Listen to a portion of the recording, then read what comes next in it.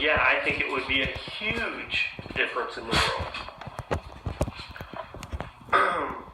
The No Child Left Behind Act in 2001 was an education bill. Not only that, hold on a second, because that's another thing. Is Bush went from a $4 billion surplus to a $1 trillion deficit in his 8 years. Gore would have never done that. Yeah. The No Child Left Behind Act in 2001 was an education bill designed to increase accountability standards in schools. Well, what are your thoughts on the effectiveness of this bill, and how would you have revised it, if at all? They should have called it No Child Gets Ahead, because they base everything and the funding on schools on test grades. And if you've got smart kids in your school, then you're going to get more money. And if you don't have smart kids in your school, you're going to get less money. So the stupider kids get stupider, and the smarter kids get smarter. And it just widens the gap in the schools. It's absolutely, it was horrible.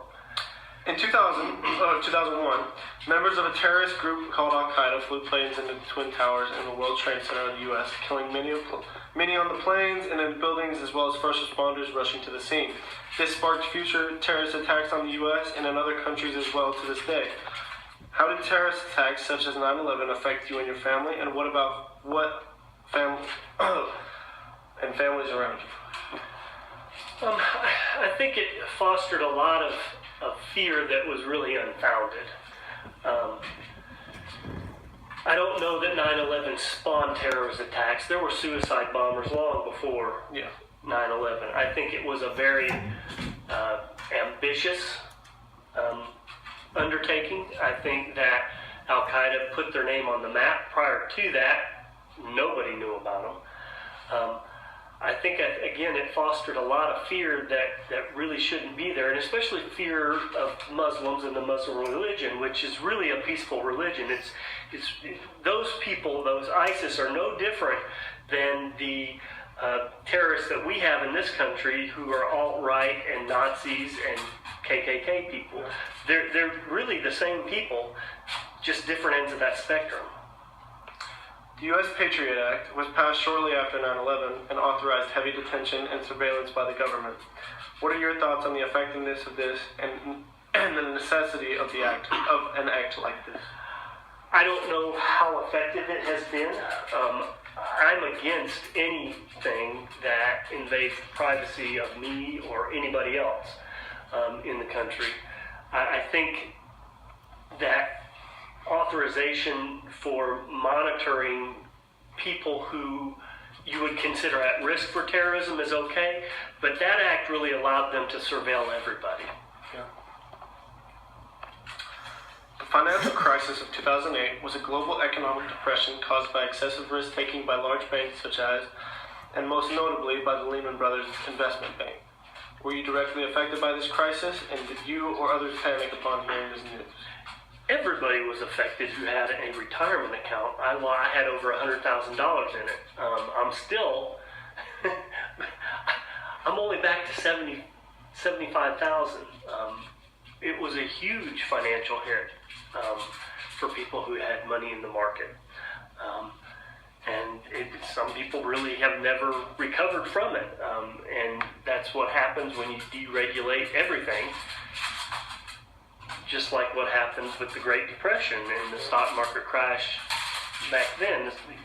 You have to have some sort of restraint on growth, because that growth, and then you've got a thin foundation, and when that foundation breaks, the whole tree comes down. In 2005, the deadliest and most expensive hurricane in U.S. history hit the southeast coast. This caused massive cleanup and the displacement of thousands. When you heard of the tragedy, what was your immediate reaction towards the victims, and were you or your family directly affected at all?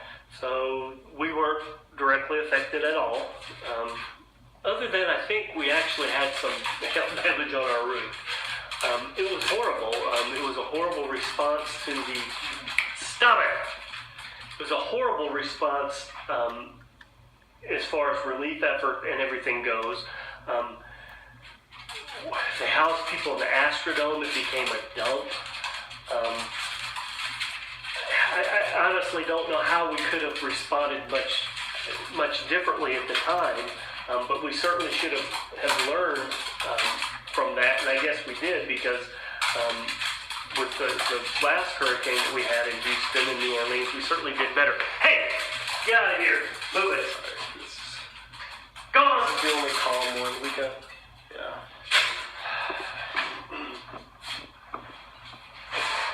It's fine. Did you finish answering that question? Okay. Yes. The American Recovery and Reinvestment Act was set in place to protect Americans with jobs and create new ones, and to invest in infrastructure, education, healthcare, and renewable energy. Was this policy effective in its purpose, and what kinds of effects did this have on low, middle, and upper classes of society? Read it again. The American Recovery and Reinvestment Act was set in place but to protect What Americans year with jobs. was that? Because I don't remember. That's Obama. Okay. I don't know what year actually. Oh, okay. Now I know what you're talking about. Okay. So yeah, it was a great success. Basically, he bailed out the banks and he bailed out the car makers that were all going bankrupt at the time. Basically, because of the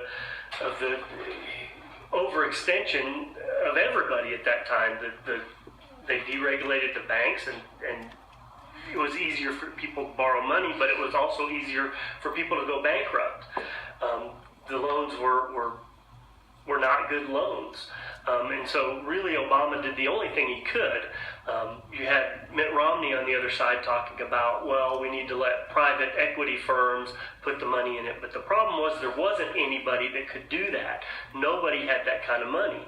And so he saved the automakers and he saved the banks. I say he. Congress did too. They passed it, he signed it, and it was a great success. Sonia Sotomayor was appointed to the Supreme Court as the first Hispanic woman to do so. She had a personal life that brought high court something it had never seen before. Was Obama correct in his appointment, and what kind of step forward was this for social status of Hispanic women in politics and young Hispanic girls? I'm not a young Hispanic girl, so I don't know how it really affected them. What I will say is she's one of the better Supreme Court justices that are there. If you look at the comments and the questions that are asked, for instance, Clarence Thomas never asks any questions. In fact, a lot of conservatives don't. Scalia was there. He would ask some questions and make comments and talk about the law and the arguments that the attorneys are making. She is very, very articulate in why we need to vote this way, or why she voted this way, whether she votes in the majority or the minority. And she's wrote a lot of really great opinions. Written, I say, not wrote. So I think she was a great appointment. All right. That's the 30 questions. Thank you, Dad. Don't